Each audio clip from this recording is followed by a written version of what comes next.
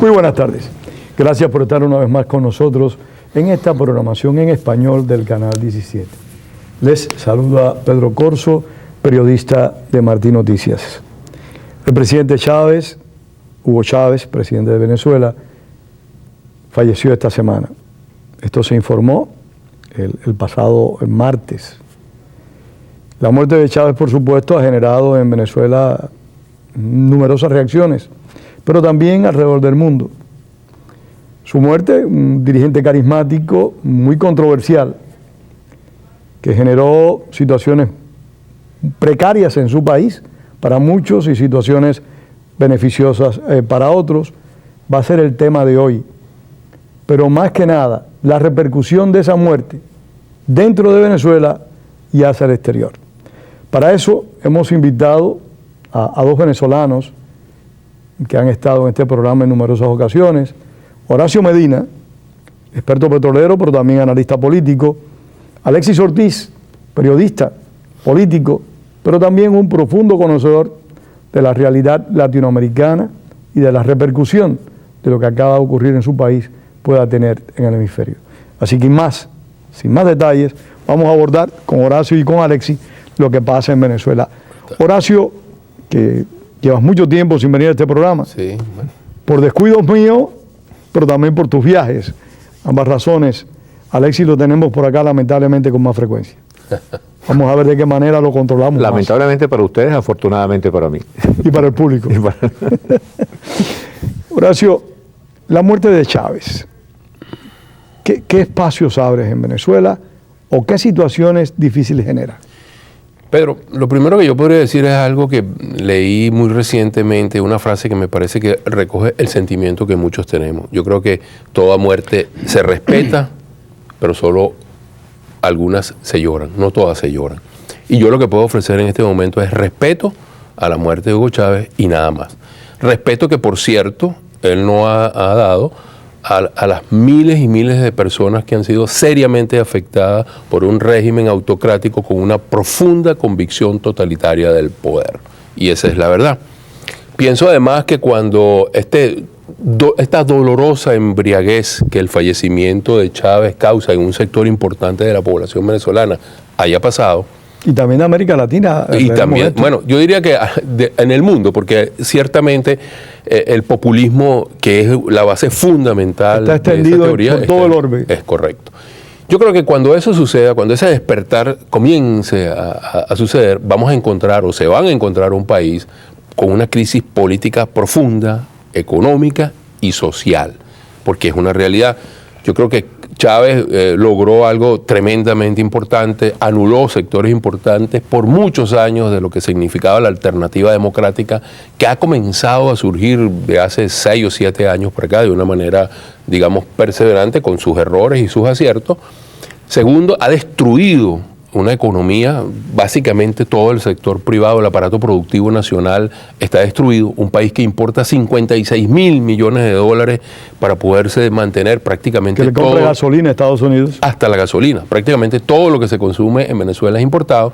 Y además de esto, quizás lo más perverso, destruyó la lógica social del venezolano y además de eso, una separación de odio entre sectores de la población que antes no existía. Yo creo también, y perdona que te interrumpa para escuchar a Alexis, generó algo negativo en cualquier sociedad, una población cada vez más dependiente en todos los aspectos del Estado.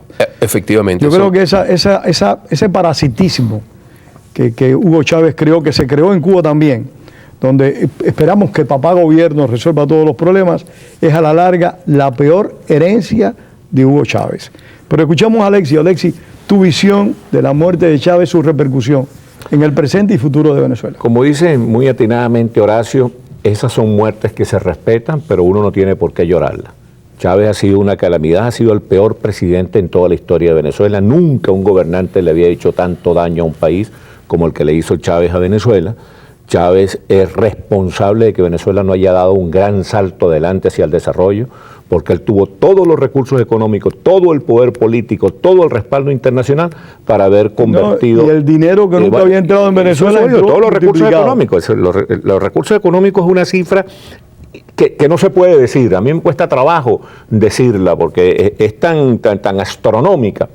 Sin embargo, el balance del gobierno de Chávez es un balance de desabastecimiento, de inseguridad espantosa, de corrupción, de división social. Es decir, no hay manera de encontrar un aspecto positivo en la gestión de Chávez. Yo muchas veces me he puesto a ver si hay algo positivo que pueda decir para no quedar como un fanático, como un extremista, como un antichavista rabioso, pero cuesta trabajo conseguir algo positivo que decir de Chávez.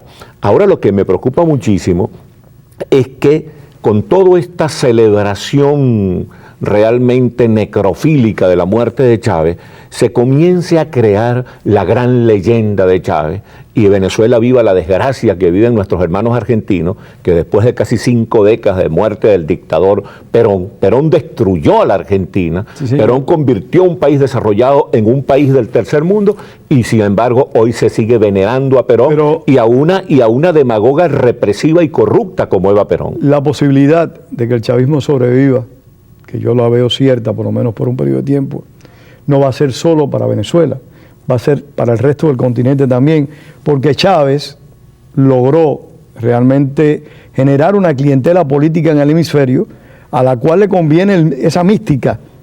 Pero como decía Horacio Medina, el populismo es una maldición por eso, que ha caído. Pero ahora el populismo ese va a tener un nombre que antes no lo tenía. Claro. O sea, un nombre, una identidad hemisférica, el chavismo. Pero Fidel Castro no logró eso. El castrismo no logró eso porque el castrismo era violencia abierta y descarnada. El chavismo era dinero. Pero Pedro, hay algo que es importante y que quizás muchos de los televidentes se preguntan. Porque si esta situación que estamos describiendo y que pienso es objetiva, ¿por qué ese apoyo masivo, millonario a Chávez y que seguramente no habríamos visto si otro presidente democrático en cualquier otro país hubiese muerto? ¿Por qué? Bueno, vamos a encontrar esto en las raíces y yo no digo que es lo bueno que Chávez dejó, pero sí creo que Chávez puso en el tope de la discusión, del debate, algo que desde la década de los 80 hasta entrada a la década de los 90, los dirigentes venezolanos, de los gobiernos venezolanos de esa época olvidaron, y es la pobreza, la atención a los sectores más necesitados. Sí, y Chávez los rescató. Yo no estoy diciendo que se los resolvió, los engañó, los usó. Fue un pretexto para utilizarlos. Exactamente, pero lo hizo y les pasó la mano. Y esos sectores que hoy lo apoyan allí, más de 2,5 millones de empleados públicos que dependen absolutamente del gobierno, las misiones que tienen más de 500,000 personas que reciben un dinero sin hacer absolutamente nada. Son personas que no entienden más allá. También realiza Correa y que realiza Evo Morales. Por supuesto, porque forma parte de eso, de la destrucción de la economía, pero es en función de mantener un liderazgo político engañando a los pobres. Este tipo de gobierno llegan al poder usando a los pobres y se mantienen en el poder manteniendo a los pobres, porque no están interesados en resolver el problema de los pobres, porque si lo resuelven ya pierden su base de apoyo. Generan trabajo, ¿no? Claro, generan educación, y cuando tienes un pueblo educado que entiende lo que está sucediendo, que encuentra oportunidades, que tiene oportunidades de empleo, de crecimiento, pues sencillamente es mucho más difícil de ser manipulado. Entonces, ese chantaje que Chávez hizo a nivel de Venezuela y a nivel continental, porque los gobiernos no toman decisiones en función de principios, las toman en función de intereses. Y cuando tú ves, por ejemplo, lo que sucede en América Central, tienes países como Honduras, que un galón de gasolina cuesta $4.50 en una economía que no es del cuarto mundo porque no está definido el cuarto mundo, pero que en la práctica lo es. Entonces tú dices, ellos estarían interesados en pertenecer a Petrocaribe, desesperadamente, sí. Desesperadamente. ¿Y cómo se llama eso? Chantaje. Entonces, el petróleo de Venezuela, los recursos de Venezuela, se han utilizado para chantajear, para manipular a muchísimas de las naciones y obtener un apoyo político que es de conveniencia y no de convicción. Y yo lo puedo ver, y tú puedes citar lo que sucede en Panamá, lo que sucede con República Dominicana, con Colombia, con Ecuador, con Bolivia, etcétera, etcétera, etcétera, etcétera, porque son realidades. Entonces, creo que la muerte de Chávez abre un grado de incertidumbre tremendo, porque no sabemos cómo va a ser esto hacia adelante. Venezuela está en una crisis económica tremenda. Petróleos de Venezuela, fuente fundamental de las divisas, tiene una crisis tan grande, y tú lo apuntaste, que hasta ahora está importando gasolina. En el mes de diciembre, yo quiero decirle a los televidentes, Venezuela importó de los Estados Unidos 2.900.000 Parte de eso que nosotros estemos pagando cara a la gasolina también. 2.900.000 barriles fueron importados del imperio a Venezuela. 94.000 barriles diarios en promedio. Entonces, ¿de qué estamos hablando? Estamos hablando de una situación económica crítica. ¿Quién te hubiera dicho eso a ti, Alexis, que Venezuela iba a importar gasolina? Sí, realmente. Es que lo mismo que uno dice, ¿quién le hubiera dicho a uno que el comunismo iba a destruir la industria azucarera cubana? Sí, es que el comunismo realmente, ya lo hemos dicho 1000 veces. Más que el comunismo, estos gobernantes caprichosos, el populismo, el fascismo, todo eso termina siendo lo mismo a la postre por los resultados. Y el resultado es la ruina política, la ruina económica, la ruina moral. Pero es importante rescatar algo que estaba diciendo Horacio Medina, que es el gran desafío de la nueva democracia. En el día o la noche en que por fin salgamos de la pesadilla chavista, tenemos que plantearnos la democracia como un instrumento para luchar contra las tres grandes calamidades latinoamericanas: la pobreza, el hambre, la inseguridad y la corrupción. Si nosotros no derrotamos esas tres calamidades, si no se hace un plan intencionado, deliberado, concreto, que no sean discursos, claro, una política clara, para enfrentar eso, siempre vamos a vivir bajo el riesgo de que nos caiga por sorpresa un régimen demagógico, populista, que destruya nuestros países, que nos haga retroceder 100 años, como hizo Chávez retroceder prácticamente 100 años a Venezuela. Permíteme una pregunta, porque ayer conversé con la doctora León, que fue magistrado de la Corte Suprema de Justicia de Venezuela, que la sacaron de la Corte el mes pasado. La doctora Mármol de León. Y ella me estaba explicando la situación constitucional para beneficio de nuestros televidentes. Se violó la Constitución venezolana cuando Chávez no juramentó y se permitió que Maduro siguiera gobernando.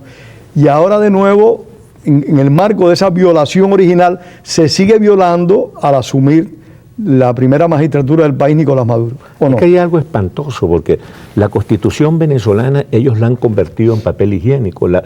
En este momento, Nicolás Maduro es un presidente de facto, no ha sido juramentado, no tiene ninguna consagración constitucional, está gobernando porque está impuesto allí por el Partido Comunista Cubano. En la práctica, y esto es lo terrible, lo doloroso, lo desgarrador, lo que nos avergüenza a los venezolanos, en la práctica el verdadero presidente de Venezuela en este momento es Raúl Castro Ruz. ¿Entiendes? Nicolás Maduro es un muchacho demandado de Raúl Castro. Él está allí para cumplir la política que Fidel Castro le impuso en primer lugar a Chávez, porque Chávez se enamoró de una manera ridícula, de una manera pueril de Fidel Castro, y ahora para cumplir la política que Raúl Castro le impone a Venezuela. Es algo que a los venezolanos nos abochorna, nos llena de vergüenza, pero bueno, esa es la realidad de Venezuela en este momento. Sí, esa violación de la Constitución, que genera realmente una situación difícil, lo que dice Alexis también, de la influencia del gobierno cubano. Tú no eres militar, pero conoces a fondo tu país. ¿Cómo es posible que los militares venezolanos estén acatando, de ser cierto, esa autoridad de parte del gobierno cubano que imponga a Maduro y que no asuma la conducción del país Diosdado Cabello, porque según se dice, no es de la simpatía del régimen de los Castro? Mira, yo creo que es un tema tremendamente complicado y entender el sector militar es todavía más complicado. Los militares están hechos para dar y para recibir órdenes. Yo creo que ellos están sobre la base de la subordinación y mucho se ha hablado de los militares institucionalistas, de los militares chavistas, de los militares que están en el narcotráfico y toda una serie de castas que están dentro del estamento militar. Yo creo que hay algo importante, que el estamento militar no va a actuar bajo ninguna manera hasta tanto no haya una férrea decisión del sector civil que se oponga a este tipo de atropello. Está muy claro las últimas palabras de Chávez, que fueron el 8 de diciembre, cuando él dijo que en caso de una eventualidad que él no llegara, que apoyaran a Maduro, que se convocaran a elecciones y tal. El hombre no firmó el 10. Era claro que quien debía asumir en ese momento era Diosdado Cabello. ¿Por qué no asume? Porque la tesis de la continuidad que vino desde Cuba y que ya se venía rodando desde el mes de diciembre decía que no había necesidad de que fuera juramentado el nuevo presidente porque el mismo anterior era el electo y entonces había continuidad administrativa. Una aberración, pero que fue avalada. Tan absurdo como que si Obama no hubiera tenido que juramentarse porque... Por segunda vez porque fue reelecto. Efectivamente, pero que fue avalada como sería aquí, por la Corte Suprema, por el Tribunal Supremo de Justicia, por la Sala Constitucional. Pero eso es base a la dictadura institucional que Hugo Chávez Correcto, estableció. porque es correcto, Porque todos los poderes públicos responden al Poder es Ejecutivo. correcto, Pedro, pero le da una base que todos sabemos que es una aberración, que yo sigo pensando que son unos usurpadores y que Maduro es un usurpador ilegítimo en el gobierno como vicepresidente y como presidente encargado, porque ha llegado la aberración, además que él mismo se juramentó. ¿Quién juramentó a Maduro como presidente encargado? Él. Igual Carmona fue un golpe de Estado entonces en el 2002. ¿Y lo de Maduro cómo se llama? ¿Quién lo juramentó? ¿A dónde fue a juramentarse? ¿Bajo qué base fue a juramentarse? Pero creo, Pedro, que detrás de esto subyacen muchas cosas. Yo creo que hay un grupo muy grande de gente que piensa que es mejor entenderse con Maduro que con Diosdado. Yo tengo una opinión totalmente contraria. ¿Estás diciendo en Venezuela? En Venezuela. Y te voy a decir por qué. Maduro ¿Y pertenece... en ese grupo incluyes a la oposición? Incluido a la oposición. Ese grupo de Maduro, donde está Jagua, Freddy Bernal y todo ese grupo, pertenecen al marxismo trasnochado, son los ortodoxos. duro, que definitivamente tienen un apoyo de lo que queda del castrismo también duro, es de convicción. Y con ellos no hay forma de penetrar. Van a ser peor de lo que pudo haber sido Chávez, que definitivamente no tenía esa convicción marxista que tiene Maduro. Creo que Diosdado abriría una página. Y Diosdado, a mi modo de ver las cosas, está jugando una posición muy astuta, esperando que quien se desgaste, quien asuma todo el peso, es Maduro. Vamos a ver qué va a pasar. Convertirse en candidato de todos. Alexis, la situación por lo que ustedes están describiendo es mucho más compleja de la que algunos de nosotros imaginábamos, entre ellos yo. Pero la pregunta obligada, si en Venezuela hay un gobierno de facto, un criterio que comparto con ustedes, ¿cómo las organizaciones internacionales como la OEA no lo denuncian? ¿Por qué? ¿Por qué la Carta Interamericana no se respeta? ¿Es que no hay obligación por parte de organismos como la OEA, en base a esa Carta Interamericana que no existía, pero que ahora sí está en funciones, de actuar, de intervenir, de participar en la vida política venezolana? Mira, la OEA es un instrumento de conciliación, de encuentro hemisférico, que pudiera ser extraordinario si se tomara en serio a sí misma. Pero el solo hecho de que la OEA... Pero no fue de conciliación en Honduras cuando el derrocamiento de Zelaya. Podría ser extraordinario si la OEA se tomara en serio a sí misma. El solo hecho, para ponerte un ejemplo aberrante, el solo hecho de que la OEA le haya pedido, le haya rogado a la dictadura cubana que regresara a la OEA y que la dictadura cubana se haya dado el lujo de rechazarlo, de decirle que no fueran cómicos, nos demuestra que ya la OEA ha perdido toda respetabilidad. Eso es muy lamentable porque la OEA como proyecto, como propósito, es algo importantísimo porque es la posibilidad de un encuentro de toda América, de América desde Alaska hasta la Patagonia, sin exclusiones, porque realmente la integración continental tiene sentido en la medida en que nos integremos todos los americanos. Pero la OEA está pasando por su momento más terrible de decadencia. Es decir, desafortunadamente no se puede contar con ella. Los gobernantes latinoamericanos todos firmaron la Carta Democrática Interamericana, pero hasta gobernantes como Sebastián Piñera de Chile, como Juan Manuel Santos de Colombia, como José Felipe Calderón y ahora Peña Nieto y antes Calderón de México, son presidentes que realmente han abdicado de su deber, renunciaron a su deber. Y pregunta todavía peor, Pedro, ¿cómo es posible que en Chile Piñera, el presidente de Chile, le entregue la presidencia del CELAC a Raúl Castro? Sí, eso nos lo preguntamos aquí en un programa realmente infinidad de veces. Entonces, gobierno significa... Pero eso forma parte de la influencia que Chávez ejerció porque fue el principal promotor intereses versus del CELAC. principios. Sí. Intereses versus principios. Y ese es el meollo de todo. Pero quería hacer un comentario. Hablamos aquí en un programa de cómo este presidente impresentable, realmente lamentable de Panamá, este señor Martinelli, destituyó a su embajador en la ONU, el señor Cochés, porque el señor Cochés reclamó que se cumpliera la Carta Democrática Interamericana. Y la experiencia que tuvo en Panamá nuestro amigo experiencia horrible que Horacio tuvo Horacio Medina en Panamá, de persecución del gobierno panameño a un perseguido político venezolano como es Horacio Medina. Y que tiene asilo de Estados Unidos. Que tiene asilo de Estados Unidos. Entonces, el gobierno de Martinelli funcionó como gendarme de Chávez para atropellar a Horacio Medina. Y ha acontecido históricamente con muchos gobiernos latinoamericanos en relación a los cubanos que han vivido en diferentes países a través de estos 50 años. Pero quería preguntarte, porque el tiempo corre y nos queda menos de 10 minutos. Y este es un tema que quiero que los dos aborden indistintamente y nos interrumpamos con delicadeza. ¿Qué va a hacer la oposición venezolana? Porque ustedes todavía tienen espacios que en Cuba desaparecieron en el año 59. En Cuba se estableció una dictadura férrea, cerrada, hasta llegar al totalitarismo. Ustedes todavía tienen espacios de prensa, espacios políticos, espacios públicos, libertad de movimiento, libertad de entrar y salir del país. Nosotros no tenemos nada de eso como cubanos.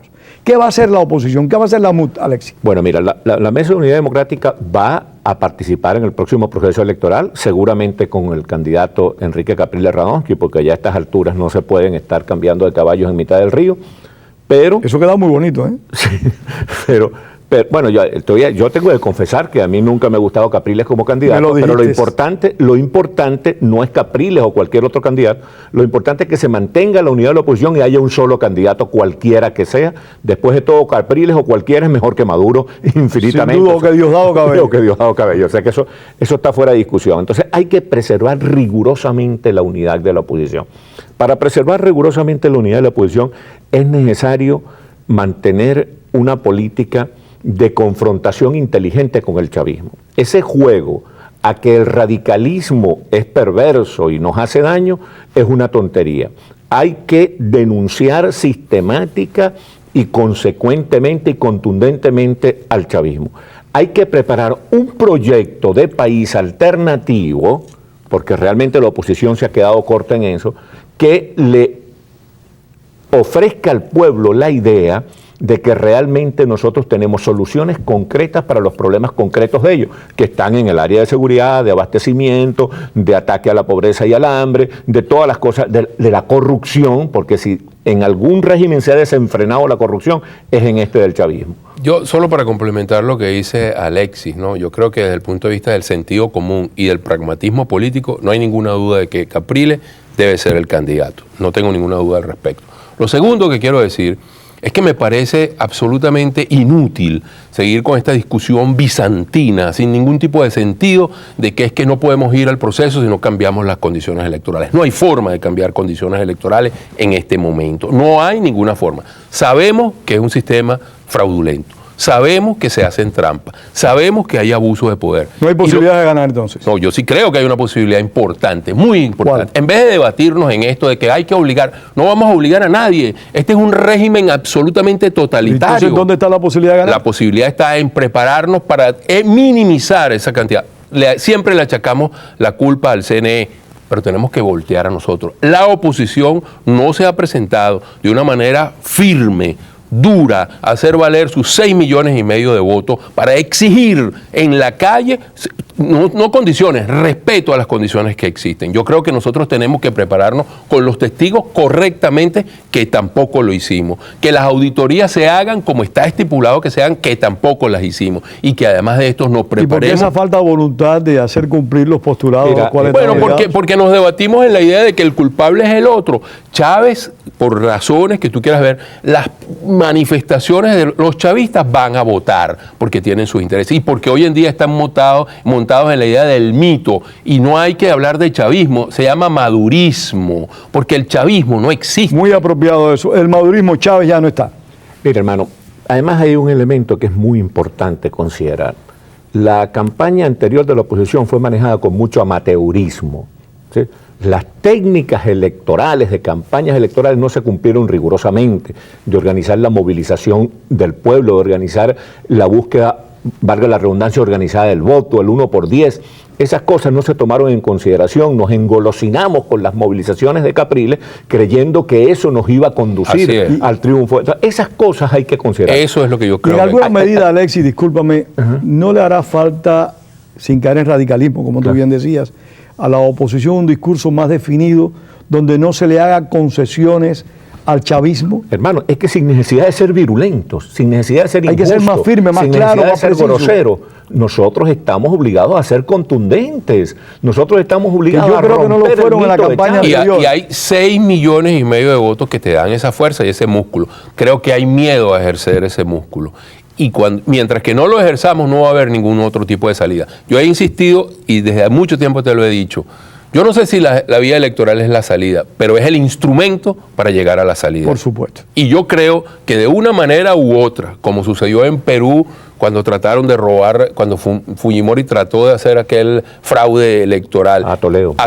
Y Toledo se impuso, yo creo que nosotros tenemos que insistir con ese instrumento. Si logramos eso, Pedro, la salida va a venir. Yo confieso. Además, a ellos se les va a venir el mundo encima, porque como decía Horacio Medina, las perspectivas económicas del país son pésimas. Y son pésimas por los problemas que ellos crearon y agravaron. Yo confieso que a mí me llama la atención la rapidez con la que la oposición venezolana acepta las derrotas.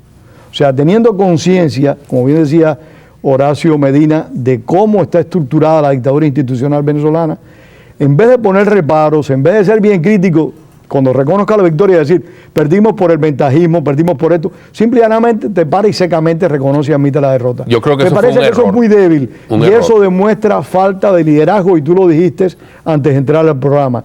A ningún pueblo, y menos al pueblo llano, le gusta que sus líderes actúen de manera blandengue, por no utilizar el término que tú ¿Cierto o aplicaste. no, historiador? Venezuela es un país caudillista, de caudillos. Sí, señor. Y yo no estoy pretendiendo que salga un caudillo, Por pero soy Dios un que hombre no. que tenga firmeza, Criterios. que la gente pueda confiar en que él va a defender el riesgo que él va a tomar para ir a votar. Si y eso no es lo bajo que han ningún transmitido. respecto podemos proyectar imagen de debilidad, tenemos que proyectar imagen de gente contundente, de gente que es capaz de defenderse, de No, gente que es capaz de defender- correr riesgos. y capaz de Esos son correr riesgos. aspectos Así es. importantes. Sí. El liderazgo demanda disposición Mira, a correr riesgos. en este momento, fíjate, yo soy un devoto de la Mesa de Unidad Democrática. Yo lo sé. Creo casi dogmáticamente en que la unidad de la oposición es clave. Me preocupa que algunos extremistas de la oposición le dediquen más tiempo a pelear contra la Mesa de Unidad Democrática que a pelear con Chávez, pero creo que en la Mesa de Unidad Democrática debemos hacernos una autocrítica. Debemos hacernos una autocrítica. Muy valiente Hay eso de tu algunos parte. errores que hemos cometido que tenemos que revisarlos y que aceptarlos públicamente para poder cambiar de conducta. Es más, la derrota de diciembre de los gobernadores, para mí, está basada Fue consecuencia de esa falta de autocrítica. Absolutamente. Y además en el Tienes 30 discurso segundos, se acabó equivocado. el programa. Discurso equivocado del 7 de octubre, después de la derrota, haberla aceptado en la forma como se aceptó y haber desmovilizado a toda una oposición que estaba en la calle en el país. Yo creo que esa es la causa principal. 10 segundos, Alexis. Un Las pedacito. declaraciones como las que acaba de dar Ramón Guillermo Veledo, poniendo en su lugar a este Molero. ministro de Defensa marioneta de la Quiere defensa. enterrar a Chávez en el Panteón en el- Nacional. Es el tono del discurso que nosotros debemos usar de ahora en adelante. Firme. Muchísimas gracias a Alexis Ortiz, a Horacio Medina por haber estado en este programa, y gracias, por supuesto, a ustedes que son los que lo hacen realmente posible. Recuerden todas las tardes, los domingos, que la palabra es para decir la verdad, no para encubrirla. Lo dijo el maestro José Martí y nosotros debemos repetirlo cada día. Buenas noches, se despide de ustedes, Pedro Corso.